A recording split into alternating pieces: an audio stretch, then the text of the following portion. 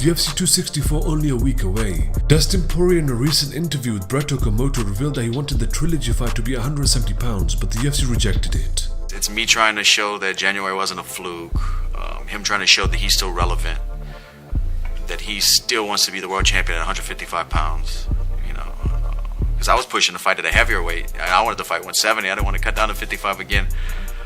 But he wants to do it at 55. UFC wants it at 55, so I know what that means. That means the winner of this fight is fighting for the belt. Khabib Nurmagomedov recently released an emotional statement 1 year after losing his father. He posted this on his Instagram with the caption, "It's been a year today since the father is gone. This event has increased my belief that in this world we own nothing. Not our children, not our parents, not our property. Everything we have is temporary. All things belong to Allah alone, and to Him we shall return. Tie our hearts to Allah. Stay more alone with Him, for a time will come when we will be all put in the grave, where we will be alone, where our friends, relatives, properties and connections will not be there. Only our deeds and report." With Fedor Emelianenko set to return back in action on October 23rd, Fabrizio Verdun recently called him out for a fight. He posted this on his Twitter saying, "Who wants to see this one more time?" He followed up with, "If Fedor is the GOAT, do you need revenge from me? Hey, I'm ready to go to Russia." He ended it off with, "Fedor was never the GOAT because I the GOAT." At Scott Coker, let's go. Michael Bisping on the Bleeding Me podcast gives his thoughts on GSP, saying that he's open to exhibition bouts after his UFC contract expires. No, he's 40 years old. He's 40 years old, so 2 years sitting on the sidelines, he'll be 42. But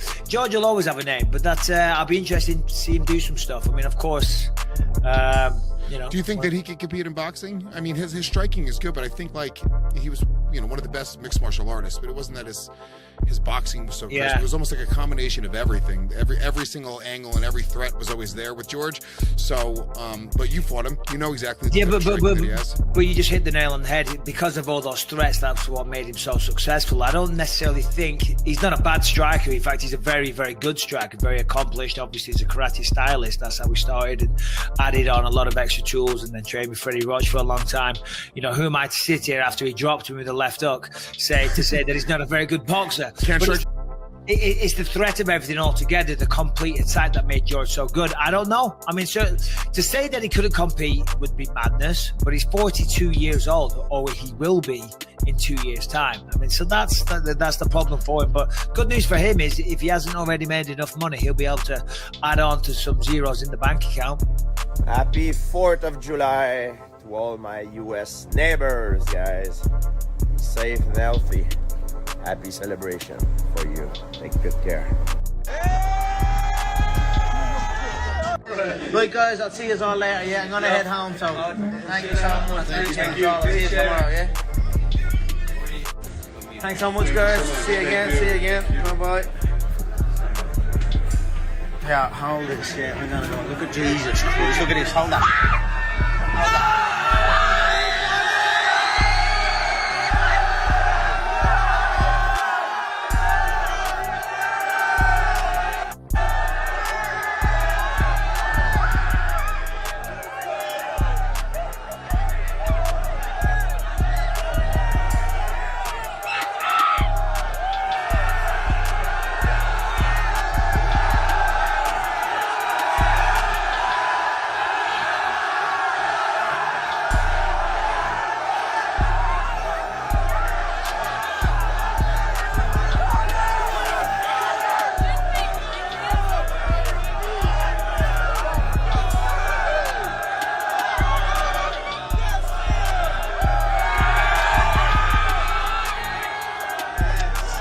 What a place.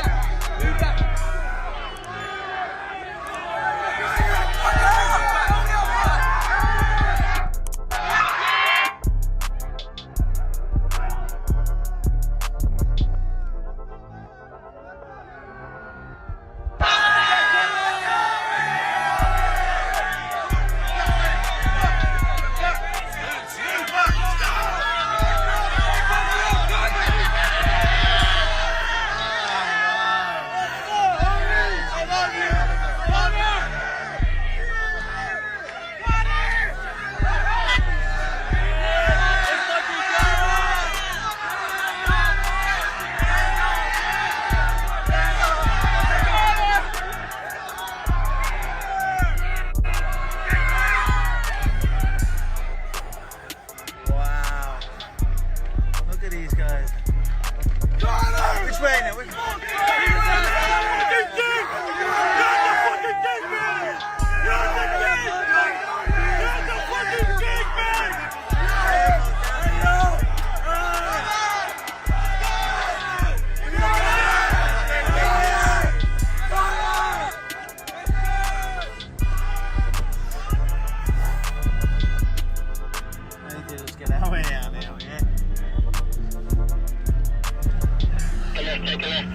Left.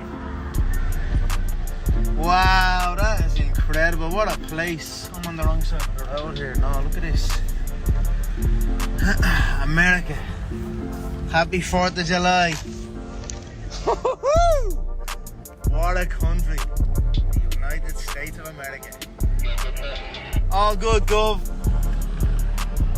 All good, Gov. Yeah, that was a mad scene. Vitor Belfort on Sirius XM explains why he believes he will defeat Oscar De La Hoya. It's just simple. It's just like you add up, okay? Let's say you want a result. You know, we have 2 months to do it. You look in the odds, so you're always looking. I'm the most devastating knock artist in the history of MMA until today. I hold the. So I'm listen. I'm not just a boxer. I'm a knockout artist. It's two different things. Mayweather, he's a boxer. He's not a knockout artist. So it's a true. In boxing, you have to understand. You have the boxers and you have the knockout artists. So which one they sell more pay-per-view? Which one are they more dangerous? But besides that, I'm also a boxer. But Ben Askren is a wrestler, not a boxer. When I translation, so you're talking about a guy who boxed. I didn't go to the Olympics because I had a meniscus problem. I couldn't go. And I had my professional fight in boxing before with a top boxer from Brazil. So you can Google and watch my fight. So, and besides that, we saw what's happened with Anderson Silva and Julio Cesar Chavez Jr. It's all about lifestyle. Julio Cesar Chavez Jr. is a great boxer, but he doesn't have a good lifestyle. He lost. Right. He lost for an MMA artist. And Anderson is not a boxer. He can box, but he's not a boxer. And you're talking about a guy who brought boxing to MMA. The reason why people love the phenom Vitor Belfort is not because of the ground, it's just because of the hands. And I keep my hands sharp, so I think every fight is called 50-50. Who wins? The guy who prepared the best. The guy who prepared the best in details. What you eat, what you drink, you use drug, you don't use drugs. So it's add up.